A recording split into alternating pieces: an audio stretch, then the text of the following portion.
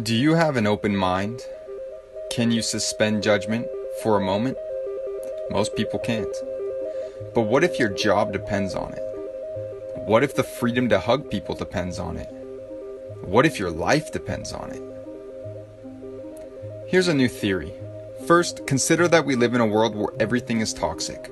The soil, the water, the air, our food, even our medicines are toxic. Even stress can be toxic. Now imagine that all these toxins are poisonous to us on a cellular level.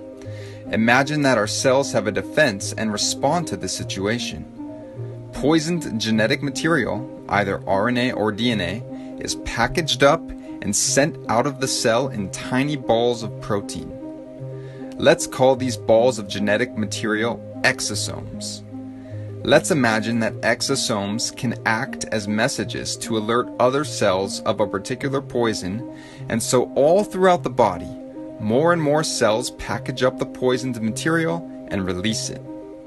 Also, at certain times of the year due to temperature cycles, humans tend to purge a high number of these poisoned genetic materials out of the body, resulting in symptoms of illness.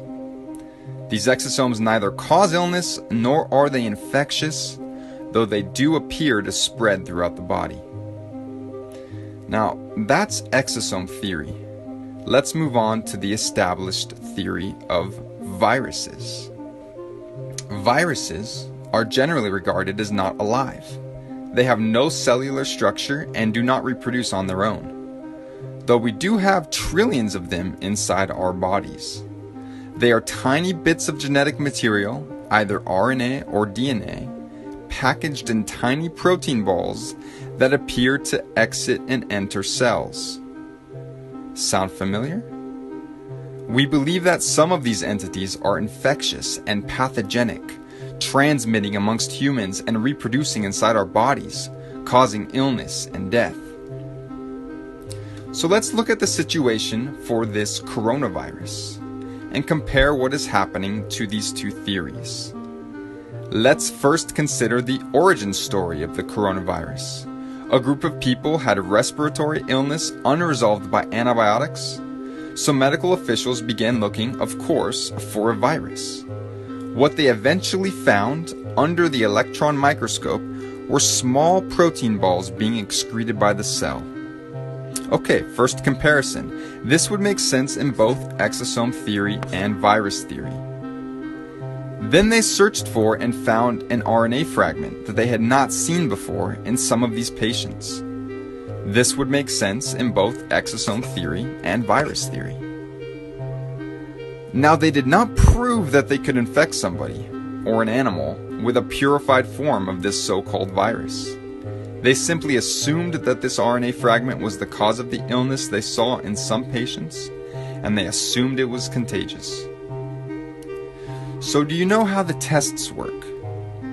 It's not a binary test, like a pregnancy test. It's called a PCR test, and it involves amplifying genetic material by doubling it in dozens of cycles until you have billions or trillions of the original molecules, and then using those results to determine if you have enough of the identified RNA fragment to be considered positive. Here's the thing. At a certain point of amplification, every single person would test positive. They use an arbitrary cutoff point where they stop doubling the material. That cutoff point is different amongst different tests for COVID-19. In fact, there were 10 different cutoff points amongst 33 tests approved by the FDA.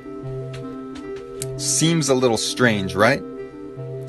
You might find it interesting that the Nobel Prize winning inventor of the test did not believe it should be used to diagnose infectious illness.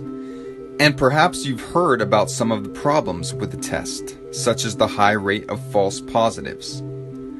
But in any case, let's say that after 37 times of doubling a specific genetic material they found in your body, they determine that you have enough of the RNA they are looking for to be considered positive.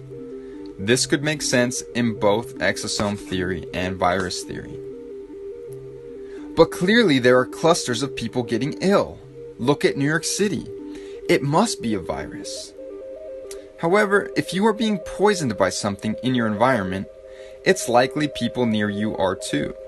And if we commonly purge these poisons during specific times of the year, many people may have symptoms of illness all at once. This fits either theory. Now, here's where things get interesting. Let's go to the Diamond Princess cruise ship situation. Did you know that people who were bunked together for days had conflicting positive and negative tests? How could one person have this highly infectious illness but not transmit it to somebody bunking with them for days? This would make sense in exosome theory, where the balls of RNA are not contagious, but it would not make sense for virus theory, where the balls of RNA are supposed to be highly infectious. Let's take a look at the first case of transmission in Illinois. A woman traveled to Wuhan, came back, and both she and her chronically ill husband ended up testing positive. Medical authorities then tracked over 300 people who had had close contact with them to see who acquired the virus. And guess what? 0 positives. This again would make sense in exosome theory, since exosomes are not contagious. But it would not make sense for virus theory, where this is supposed to be an infectious virus. In fact, do you know that there are many documented cases all around the world of patients testing positive for this RNA fragment with no relevant travel history and no known possible contact with somebody who was infected? These were people in the middle of nowhere, early on in this whole crisis, who suddenly were testing positive. This would make sense, again, in exosome theory, where the RNA is being produced as an immune response within our cells. But it would not make sense for virus theory, where you are supposed to have had contact with somebody with the virus. What about the high levels of people testing positive who don't get sick? In fact, 80% of people testing positive are either asymptomatic or have slight cold symptoms. Why? This would make sense in exosome theory, since the RNA fragments are not the cause of the illness. But it would not make sense for virus theory, where this virus is supposed to cause the illness. Things get even stranger. Did you know that some people go from testing positive to testing negative to testing positive again in a matter of days? And that would make sense for exosome theory, where perhaps the cells are simply releasing more or less of these exosomes depending on certain conditions. But it doesn't make sense in virus theory, where you are supposedly infected until you have rid yourself of the virus. So which of these theories seems more likely to you? What if you heard that there are virologists who believe that viruses are actually exosomes? What if I told you that doctors and other scientific experts also believe this? Ultimately, regardless of which theory you believe in at this point, the established infectious virus theory or the emerging theory of exosomes, how confident are you in the PCR test? Are you really interested in having your life hinge on the results you get from this potentially meaningless test? Do you want your loved ones tested? Do you want to be tested? Or shall we perhaps refuse the test?